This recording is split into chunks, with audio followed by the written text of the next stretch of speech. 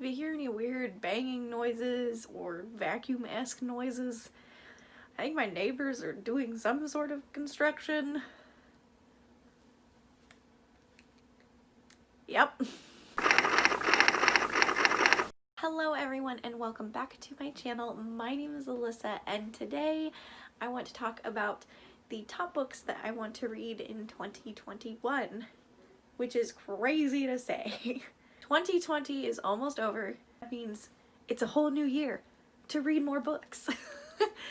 And I, for one, am super excited. I recently just made my Goodreads goal and then I surpassed it and the year's not over yet. So I'm pretty pleased with myself. I like having that number in mind and like a goal. It's just very satisfying to me. But there are some books that I really want to get to in 2021 and I picked 6 of them, which is like a really weird number, I'm sure you're thinking, but bear with me. So I'm a slower reader and a lot of the books that I'm planning on putting on this list are relatively long because I am a fantasy reader. So I am going to try to read one every 2 months. And I'm planning on putting the selections in a jar and then every other month pulling one out and seeing which one I get. These are just the books that like I'm really interested in reading this year or I really need to get to this year. So I definitely am doing the every other month thing because I am slow. So without further ado, because I've been rambling on for far too long, let's talk about what I want to read in 2021. I forgot to turn on my Christmas lights. Oh my gosh. So the first one I want to get to this year, or in I keep saying this year, you know what I mean. In 2021 is Mistborn by Brandon Sanderson. I am nearly finished reading the current Stormlight Archive books. I am still not very far in book 4, but I plan on finishing it pretty soon. And of course, I'm gonna probably want some more Sanderson in my life, and I have Mistborn. I'm probably actually gonna get a different copy because this one is just way too tiny and I have old lady eyes. So I'm pretty stoked to get to this one. I've heard so many good things about it. I don't really know a whole lot about it. I don't want to, so this is definitely on the list. So the next one makes me laugh a lot because this was on my books I gotta read for 2020. Didn't happen, but I really wanted it to happen. And I kind of have like a long story as to like why I haven't, so bear with me once again. And that is The Queen of the Tearling by Eyre and Johanson. I've had this pretty edition forever and I have yet to read this. I started it nearly 4 years ago, about as old as my kid. So this is about a girl who is the heir to the queendom, the kingdom, whatever, and she's kind of been hidden, but one day she gets pulled back into royal society and has to deal with the fallout of her kingdom as well as trying to navigate court politics and all this good stuff. It sounds intriguing. I've heard lots of good things about it. I enjoy fantasy politics occasionally. That's probably my main worry, is that I'm not gonna like it because of the politics thing, but I still want to give it a shot. 1, because it's gorgeous, and 2, it's been on my TBR for so dang long. I was on page like 105, but I'm probably just gonna start it over because I don't remember anything. So the reason I never read this was because when I started this, I was in the hospital with my daughter. I was pregnant and in the hospital.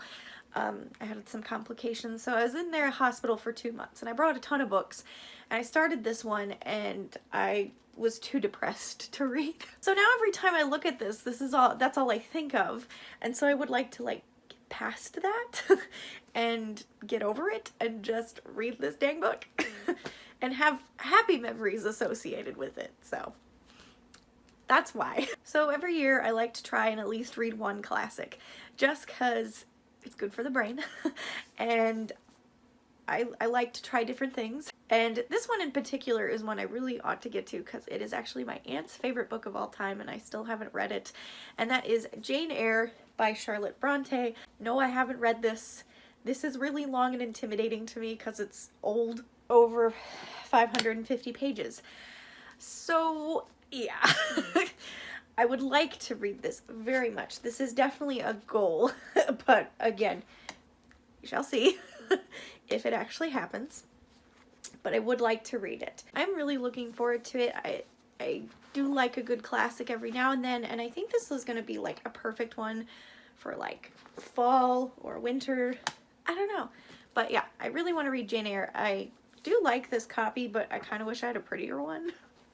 That's like so petty, but it's true. This one's floppy, which is also very nice. So the next one I definitely need to get to, and I get a lot of flack for it from my best friend because this is like one of her favorite book series, and that is Caraval by Stephanie Garber. No, I haven't read this. I know. I really want to though, and this year it is going on the top list because your girl needs to read it. I believe this is like a fantasy circus book, and each book kind of follows a different character, I think. I don't know. I don't know anything about this series. I just know it's a circus. It's very well loved, very popular, and I feel slightly terrified to read it because it's so popular, because I read The Cruel Prince and hated those, so this one's going on the list for my friend, and because I'm a slacker. Alright, so next, and second to last one, is Peace and Turmoil by Elliot Brooks. I am incredibly excited to read this. This one might be my first book of 2021. Hopefully.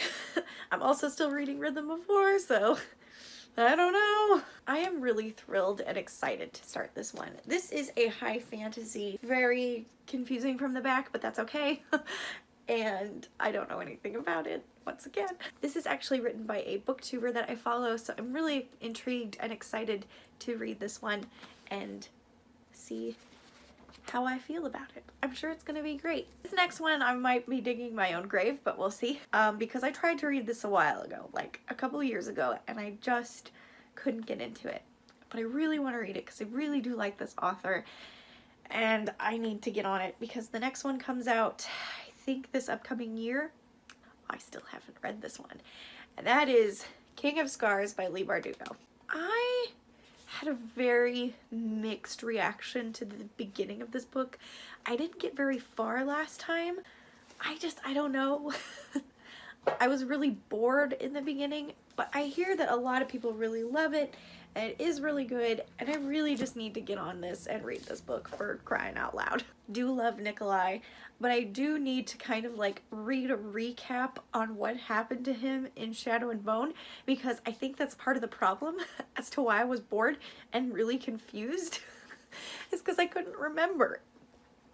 And I do really love Leigh Bardugo's writing. I love her characters.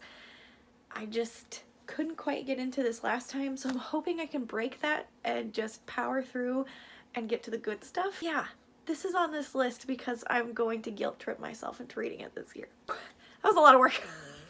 These are the books that I definitely want to complete by the end of the year. There's a lot of really big ones on here, which is slightly terrifying, but it's fine, it's fine. But I think, you know, take one and read it for 2 months, I think is pretty good for me because I'm so slow.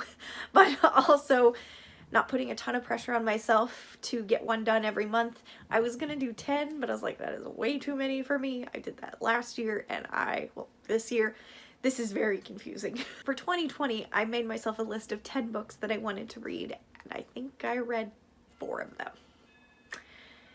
Whoops. Thank you guys so very much for watching, and make sure you subscribe if you haven't already. Leave a thumbs up if you want, and of course, leave a comment down below what is the top book on your list to get to. That was a weird sentence, but we're rolling with it. So thank you so very much, and I will see you very, very soon in the next video. Bye-bye!